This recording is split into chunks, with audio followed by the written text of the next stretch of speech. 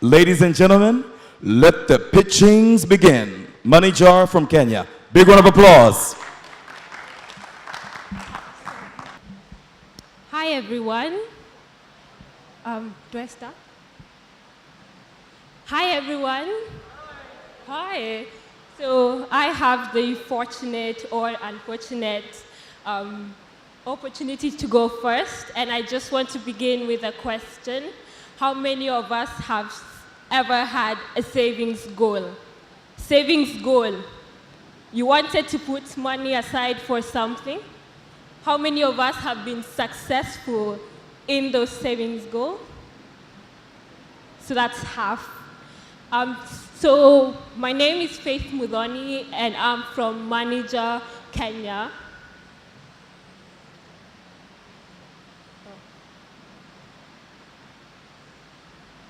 And the problem that we are solving is the lack of financial discipline when it comes to managing our finances. And for those who use formal banking services, their main problem is one-size-fits-all savings products that don't really put the customer at heart.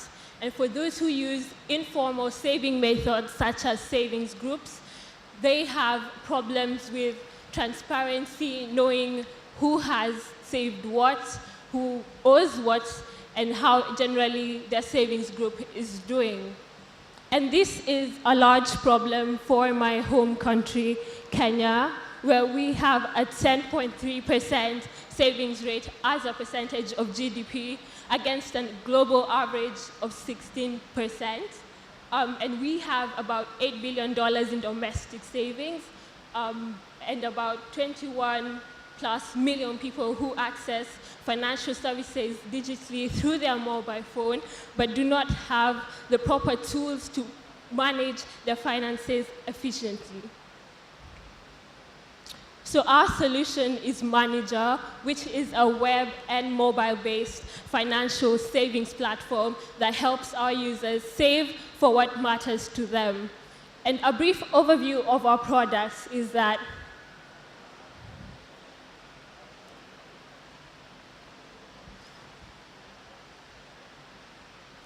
we allow our users to create and track their savings goals.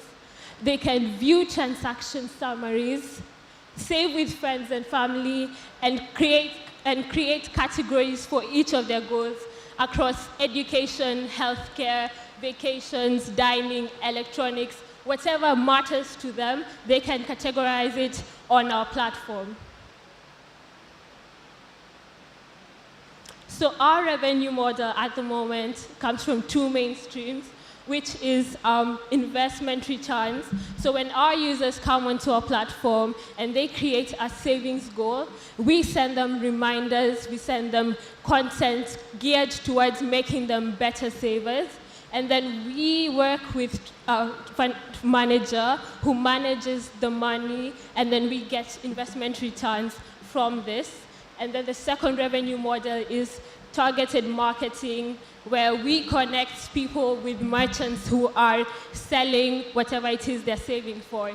For example, if you're saving for a laptop on our platform, we connect you to laptop sellers, laptop covers, and other accessories that will make, can add on to whatever it is that you're saving for.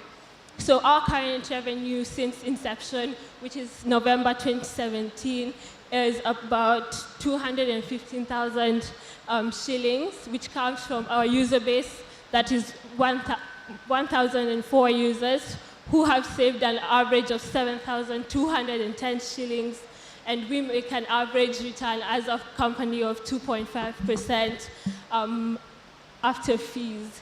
And key user metrics from our users is that we have about 73%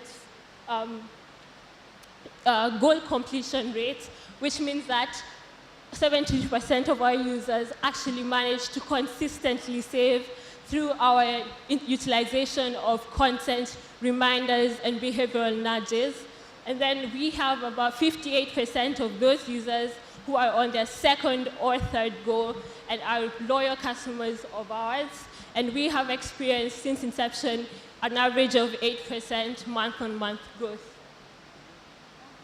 So our user demographics include a bulk of our users being between the ages of 18 and 25, which is 41%, and 36% who are between the ages of 25 and 30.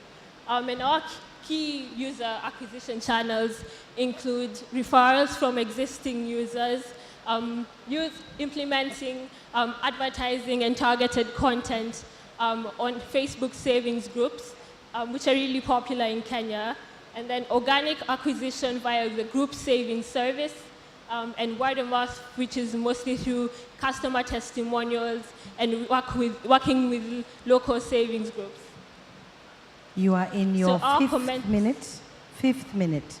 Okay. Our competitive landscape includes banks, SACCOs, and chamas, which are informal groups. And then we have digital competitors such as Equitel, Chamasoft, and CBA Loop. And we maintain our competitive advantage by using social networks, making savings social, allowing for financial discipline, and by using targets and incentives to get people to save. So we currently have a team of 6 with 4 full-time members, who are myself, my co-founder Samson, and then our head of marketing Joy, and our lead software developer Victor. And we previously worked on different projects prior to founding MoneyJar. And so our financial projections for the next 2 years is focused on 2 main things, which is growing our user base and growing their annual savings rate. And our projections are to grow 10,000 in 2019 with an average of 15,000 in savings per user, and then 22,000 in 2020 with an average of 25,000 per user, which would give revenues of 3.57 million and 13.75 million respectively. And to my final slide is our ask, which is 150,000 for 10% equity, which would be used for additional hires, which include data science and user experience. Customer acquisition, our current customer acquisition cost stand at $1.85 per user, and operations and overheads, which includes recurrent expenditure as well as development expenditure in new technology. MoneyJar, you have exhausted your 7 minutes, my dear.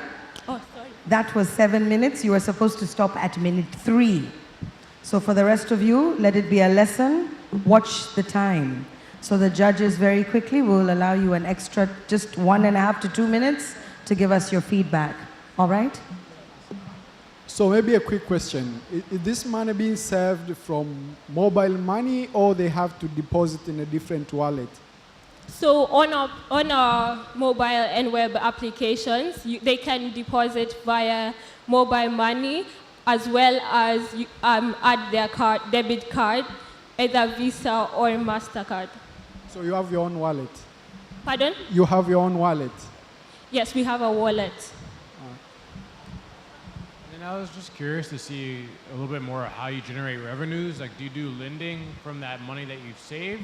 Or like, do you do group discounts or group buying? Or how do you generate revenue? So at the moment, we are not doing lending because we're focusing on growing strong before growing up. So perfect savings and then add other financial services. Your second question? Oh, okay. Any other judges with any other questions or feedback? All right. Yeah, so can you explain 2.5 average return?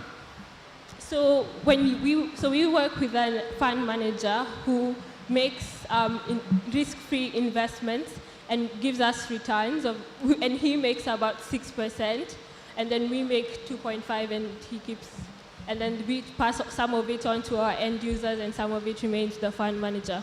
Okay. And the savings, can you lock in? Because these savings and your customer's account, I understand. So can they draw it any time, or you lock these savings they cannot access until the period which they're trying to save for? So if you put in a goal for 3 months, and you save for 3 months, we actually make it free for withdrawal. If you withdraw before that, then you incur the normal withdrawal fees from your service provider.